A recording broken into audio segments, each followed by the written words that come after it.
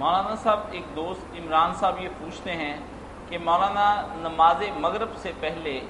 میں 2 رکعت نفل ادا کرتا ہوں، لیکن جس مسجد میں جا کر نفل ادا کرتا ہوں وہاں کے امام صاحب فرما رہے تھے یہ جائز نہیں ہے، آپ یہ کام نہ کیا کریں،